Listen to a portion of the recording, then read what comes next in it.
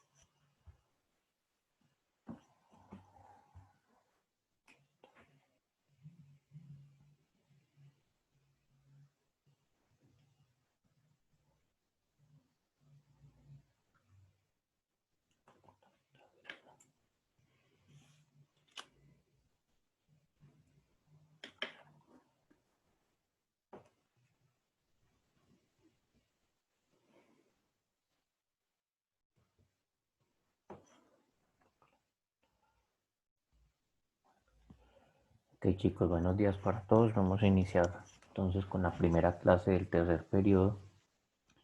Voy a primero a dictarles, pues a dictarles no, a exponerles y socializarles las pautas y los criterios de desarrollo de esta primer guía. Hay que compartir.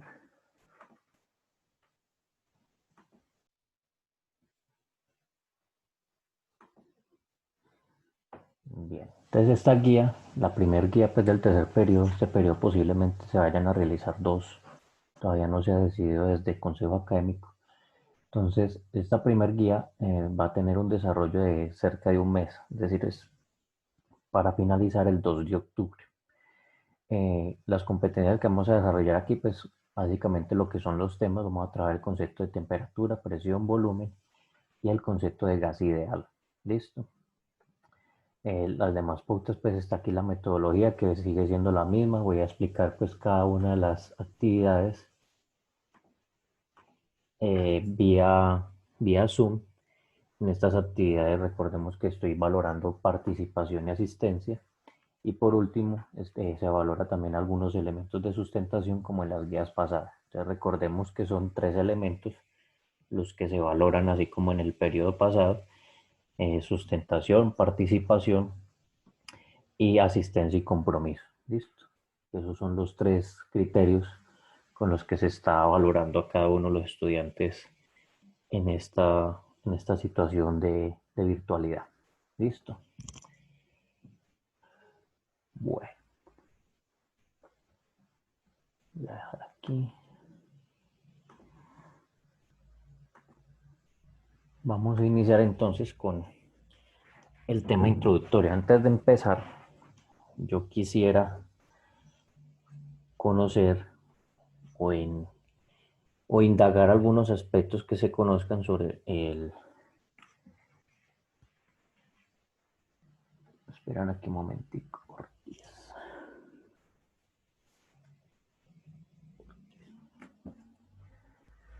Sobre el gas y cómo influye este en los movimientos. O sea, estoy preguntando específicamente, antes de que existieran las máquinas que nos mueven, por ejemplo, los vehículos, las locomotoras, el hombre a través de qué medio se transportaba.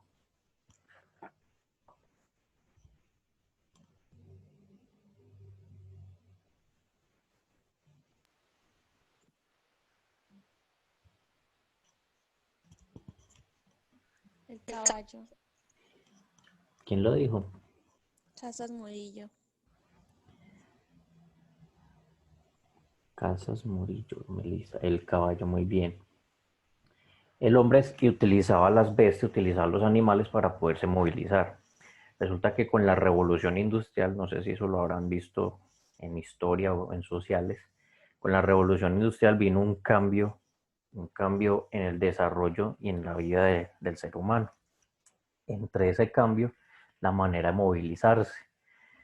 Por ejemplo, las primeras máquinas que movieron al hombre fueron las locomotoras. ¿Alguien sabe cómo funciona una locomotora o tiene una media idea de qué es una locomotora? ¿Cómo es el funcionamiento de esta? Funcionan a vapor. Funcionan a vapor, muy bien.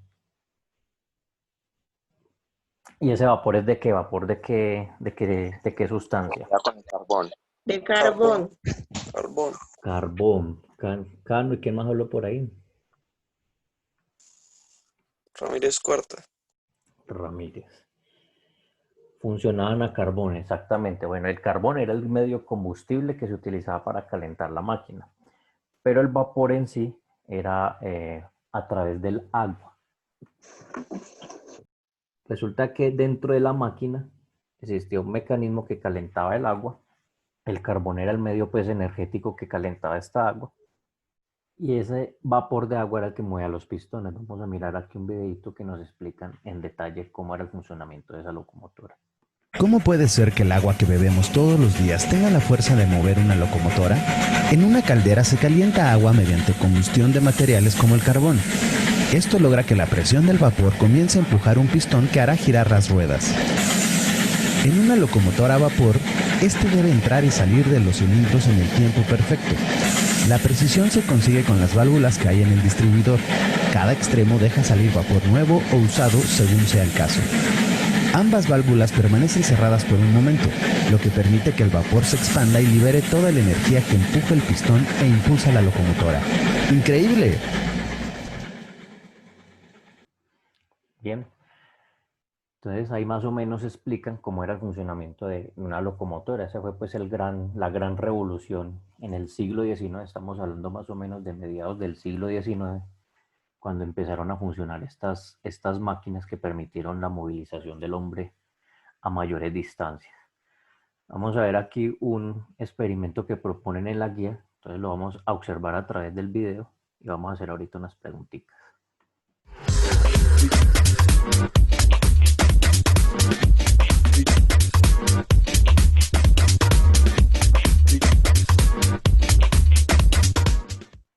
Para realizar nuestro barco de vapor casero necesitaremos los siguientes materiales: un vaso, una puntilla, una lata de gaseosa sin destapar, un martillo, alambre dulce, pinzas, algodón, alcohol, bandeja de icopor, encendedor. Para vaciar la lata, abre un hueco en la parte inferior. Para que sea más fácil sacar todo el líquido, haz el orificio en un extremo. Cuando ya hayas abierto el orificio, saca el líquido. Recuerda que no debes abrir nunca la lata. Debe quedar así. Utilizando el alambre realiza 2 aros. Su diámetro debe ser igual al diámetro de la lata. Diseña una base para los aros de manera que la lata se pueda ubicar de forma horizontal encima de la bandeja de icopor. Con otro pedazo de alambre hace una base para poner el algodón debajo de la lata. Debemos humedecer el algodón con alcohol, de manera que este quede bien empapado. Luego lo ubicamos sobre la bandeja de icopor. Después ubicamos la lata de tal forma que quede encima del algodón. Con la ayuda de una jeringa, introduce en la lata un poco de agua. Ahora es momento de poner a funcionar nuestro barco. Ubícalo en el recipiente con agua.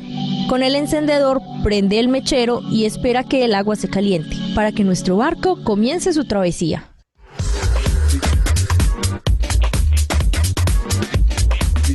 Bien. ¿Alguien me puede decir qué observó ahí cuando pusieron en desarrollo el experimento?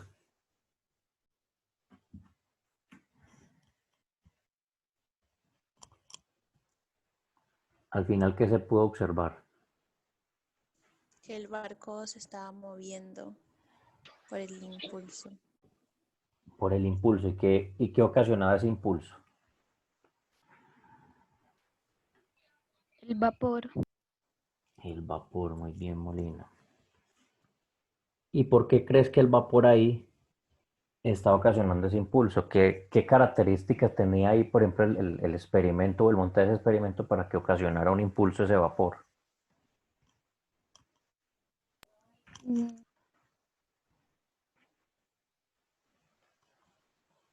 Recuerden que no son respuestas acertadas, simplemente estamos indagando aquí saberes. Tenía agua y el agua se evaporó. Tenía agua y el agua se evaporó, pero ¿por qué esa agua evaporada ocasionaba ese movimiento? Pero, por ejemplo, ¿por qué no vemos cuando calentamos la olla en la estufa? ¿Por qué no vemos que la olla se mueve? Y aquí en este caso sí se movió el barquito. Profe, porque debido al agujero que le hicieron, solo tenía esa parte para poder salir el vapor, lo cual lo impulsaba. Por el agujerito, o sea que el agujero tiene algo que ver ahí. Profe, debido al tamaño del agujero, Ujú. cuando había demasiado vapor, tenía que salir por algún lado. Sí, Entonces lo fue impulsando. lo fue impulsando. O sea que tiene que ver el diseño, pues, por decirlo así, la caldera que diseñaron ahí con esa lata. Tiene que ver mucho ahí el diseño, que eso dices tú. Eh, Más o menos, profe. Más o menos. Bueno, vamos a suponer lo siguiente. Supongamos que el mismo experimento lo hacen, pero le hacen un roto gigante a la lata, o sea, como el roto de la olla. Funcionaría. Sí, pero No tiene que tener funcionaría, profe, como, A ver, porque primero Molina. Dejemos hablar a Molina y después hablas tú. ¿Qué ibas a decir, Molina? que sí funcionaría, pero tendría que tener más cantidad de agua y Más cantidad de agua, muy bien. Más o menos vas por ahí, por ese lado. Tendría que tener más cantidad de agua y qué más. más algodón. La fuente de calor. Tú dices que se podría hacer, pero entonces la fuente de calor se tendría que modificar, ¿o qué? Sí, Bueno, ¿quién más iba a decir? ¿Quién dijo que no? profe, no funcionaría porque tiene que ejercer una presión Muy más bien, fuerte. Restrepo, Restrepo, ¿cierto? Sí, profe. Muy bien, Restrepo. Acabas de mencionar una palabra clave ahí, la presión. Resulta que ahí el que está haciendo juego, voy a poner aquí el instante en donde el barquito está trabajando. Aquí lo que está haciendo juego es un principio físico conocido como presión.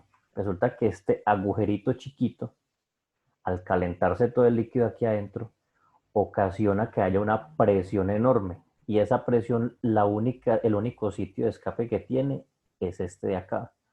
Listo, esa presión es lo que hace que el vapor salga disparado, por decirlo de alguna manera, y ese vapor disparado ocasiona que se propulse el barco. Lo que decía ahorita Melissa, ¿se puede con un agujero más grande? Sí, es posible, pero Entonces tendríamos que buscar la manera de aumentar la presión aquí, es decir, tendríamos que buscar la manera que esta fuente de calor sea más grande, no sé, un combustible mucho más fuerte para que la presión ocasione un escape mucho más grande.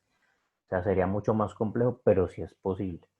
Sin embargo, en el caso de este experimento, pues como la fuente de calor es una fuente de calor muy pequeña, pues bastó con un agujerito muy pequeñito, muy bien restricto. Entonces ahí el concepto que estamos trabajando es presión.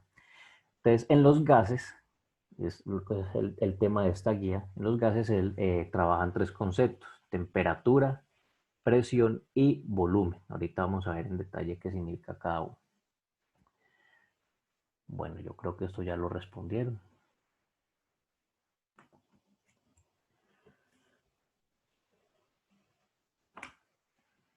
Bien. Entonces vamos a empezar a identificar dos cosas. La diferencia que existe entre un gas ideal y un gas real. ¿Listo? Pero para que esto no sea un monólogo, me gustaría que alguien leyera la primera definición de gas ideal. ¿Quién va a participar?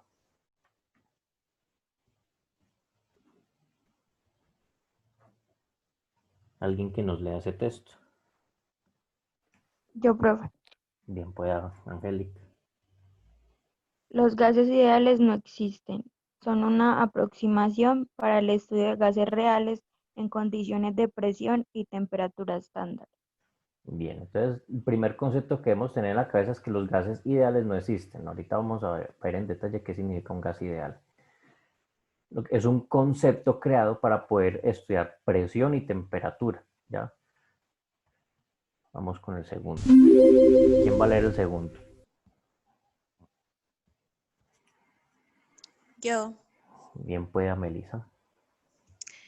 Gas ideal 2. Este gas ideal puede ser considerado como un punto de masa. Simplemente significa que la partícula es muy pequeña. El valor de su masa es casi cero. Las partículas de los gases ideales, por lo tanto, no tienen volumen. Bien, están diciendo que hay que considerar el gas ideal como si fuera una partícula inexistente, ya para hacer el estudio de eso. Por eso en la definición anterior dicen un gas ideal no existe, porque en realidad pues un gas está compuesto de partículas, de átomos, de moléculas, y estas moléculas tienen una masa. Pero aquí dice que el concepto teórico, la masa es casi despreciable. ¿Quién nos ayuda con esta parte de aquí?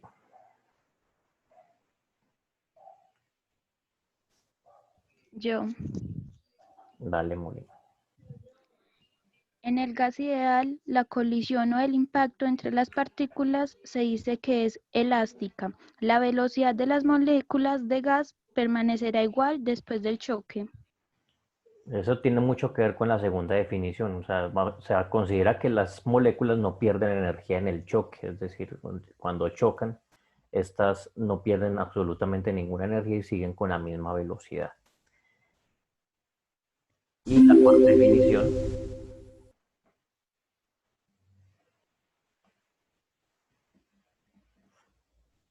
¿quién no la lee?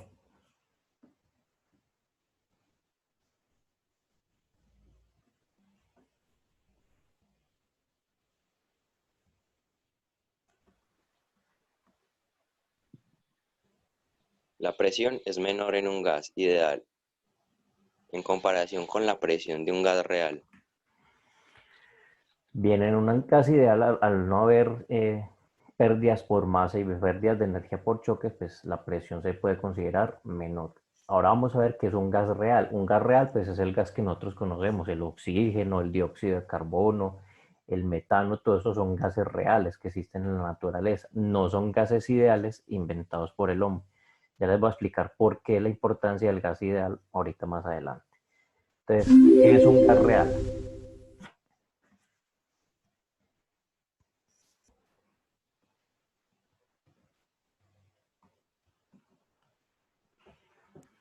Son los gases que se pueden realmente, son los gases que realmente existen y son los que se pueden interactuar.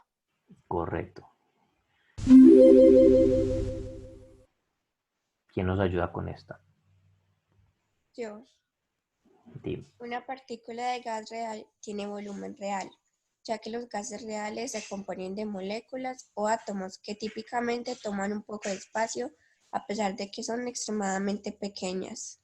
Muy bien. O sea que en un gas real las moléculas tienen peso. ¿Quién continúa?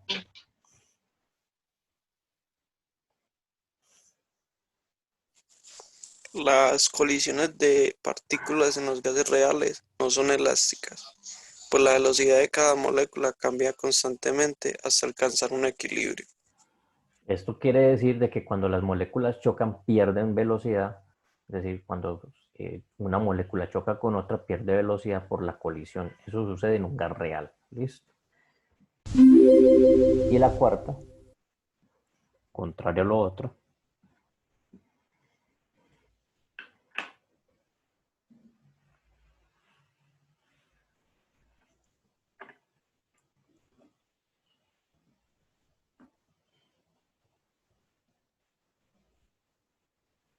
¿quién nos quiere leer la cuarta definición? La presión es mayor en comparación a la presión de un gas ideal. Muy bien.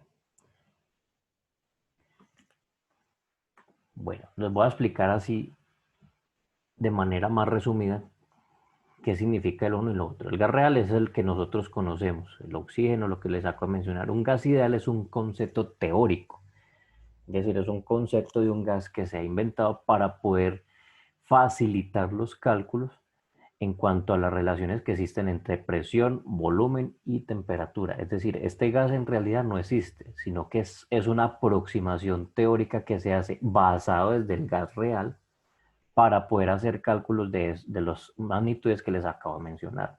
Es decir, si tomáramos todas las variables de un gas real, hacer cálculos, por ejemplo, para calcular la presión y el volumen de un gas a cierta temperatura, sería totalmente imposible.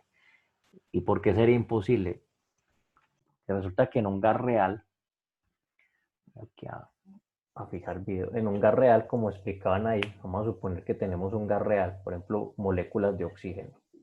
Una molécula de oxígeno por acá, otra por acá. En un gas las moléculas se mueven porque ellas están dispersas. Recordemos que en un gas las moléculas están completamente dispersas. Entonces, si esta molécula va en dirección a esta y colisiona con esta molécula de aquí, en su colisión pierde energía. ¿Ya?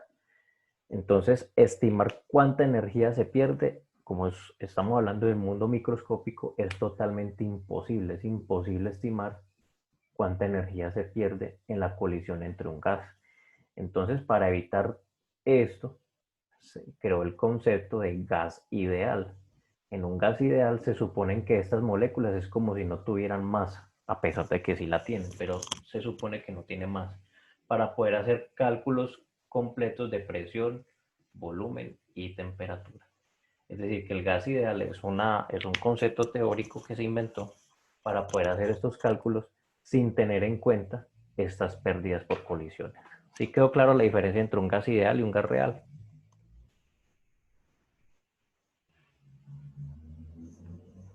Chicos, ¿sí quedó claro lo que acabo de explicar?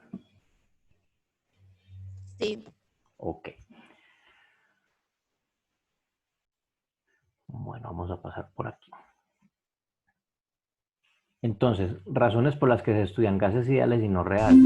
La primera razón es que las ciencias utilizan explicaciones que se aproximan a los fenómenos para simplificar los modelos matemáticos, lo que acabo de explicar. Si tomáramos, por ejemplo, gases reales, los modelos matemáticos serían demasiado complejos. Y razón número 2, cuanta más sencilla sea su fórmula química y cuanto menor sea su reactividad, tendencia a formar enlaces, el comportamiento de un gas puede aproximarse al de un ideal. ¿Listo? Esas son las dos razones por las que se estudian los gases ideales y no los reales. Entonces, se estudian 4 variables en estos gases. Estas son las 4 variables con las que vamos a entendernos durante el desarrollo de esta guía. Temperatura, volumen, presión y masa o cantidad de gas que hay en la sustancia. Esos son los 4 elementos a trabajar. Es decir, que en todo gas siempre va a haber o una variación de temperatura o de volumen o de presión o de su cantidad expresada en moles. Entonces vamos a hablar de cada uno de los conceptos. ¿Quién nos lee esta definición? ¿Qué es temperatura?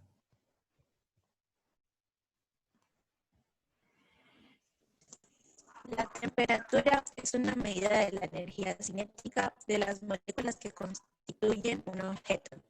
Por lo tanto, está relacionado con la velocidad de las moléculas. A mayor velocidad de las moléculas es mayor la temperatura. Muy bien. Entonces, cuando nosotros medimos la temperatura, ¿con qué instrumento es que se mide la temperatura? ¿Alguien lo conoce o no? Termómetro. El termómetro. Ese termómetro lo que me está midiendo en realidad es qué tan veloces o qué tan activas están esas moléculas. Recordemos que a mayor temperatura las moléculas son muy activas. Por ejemplo, si estamos en un frío extremo, ¿qué va a pasar con la velocidad o el movimiento de esas moléculas? Va a estar lento. Va a estar muy lento. Y si vamos, por ejemplo, hasta el 0 Kelvin, que es la temperatura más baja que puede existir, estas moléculas van a estar totalmente quietas. Entonces la temperatura está relacionada con el movimiento de las moléculas. De hecho, no sé si alguna vez le ha pasado a alguno que si se llega a quemar con algo, con la plancha o con una olla, que uno siente esa vibracioncita. No sé si alguna vez lo han experimentado o no. Cuando uno se quema, que uno siente como una corrientica, como un rrr. Es porque esas moléculas que están en contacto ahí están demasiado activas. Por eso sentimos esa pequeña vibración cuando nos quemamos. Listo. ¿Quién nos lee este concepto? El volumen es el espacio que ocupan los objetos. Recuerda que los gases ocupan todo el volumen disponible del recipiente en el que se encuentran. Muy bien. Entonces, cuando hablamos de volumen, simplemente estamos hablando de la cantidad de espacio que está ocupando ese gas, ¿ya? No necesariamente la misma cantidad de gas siempre va a ocupar el mismo espacio. No sé si alguna vez han jugado con una jeringa. Cuando uno oprime una jeringa y le tapona el huequito, pues uno comprime la cantidad de volumen, pero el gas que está dentro sigue siendo el mismo. El volumen cambió, pero el gas sigue siendo el mismo. Lo que pasa es que se ejerció una presión para poder modificar ese volumen. Entonces el volumen, aquí en este caso lo vamos a medir o en litros o en mililitros, que es la cantidad de espacio que está ocupando ese gas. ¿Listo? ¿Quién nos continúa con esta lectura?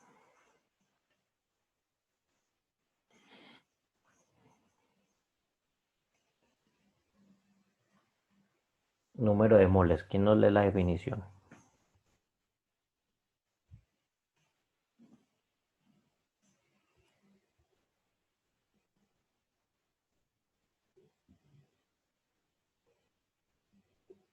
Chicos, recuerden que yo valoro los punticos de participación. Aquí por ejemplo ya hay varios que tienen 3, 4 punticos ya acumulados.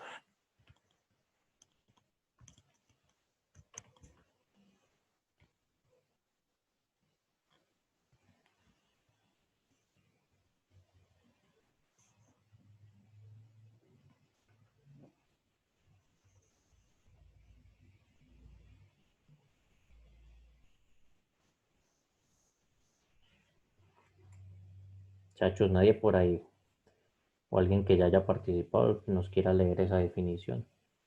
La cantidad de gas está relacionada con el número total de moléculas que se encuentran en un recipiente. La unidad que utilizamos para medir la cantidad de gas es el mol. Bien, déjalo ahí. En química, nosotros nunca vamos a expresar la cantidad de sustancia o de gas en unidades pues, de átomos. Es imposible medir la cantidad de átomos. Pero sí podremos resumir la cantidad de átomos en términos de moles. ¿Qué significa un mol? Un mol es 6,02 por 10 a la 23. Este 10 a la 23 es como colocar 6 ceros. Voy a explicarlo por acá.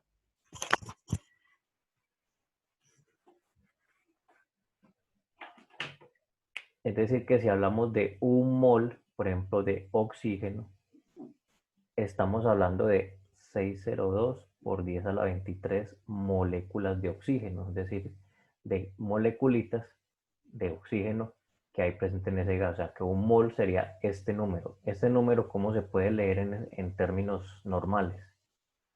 Este 10 a la 23 es como si yo tuviera 23 ceros. O sea, 0, 2, 1, 2, 3, 4, 5, 6, 7, 8, 9, 10, 11, 12, 13, 14, 15, 16, 17, bueno, etc.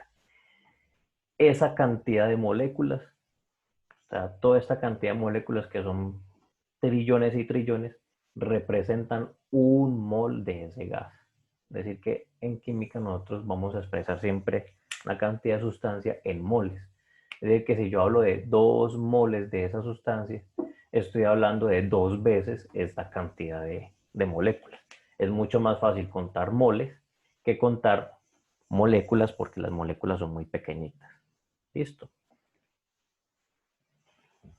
¿Sí quedó clara esa parte?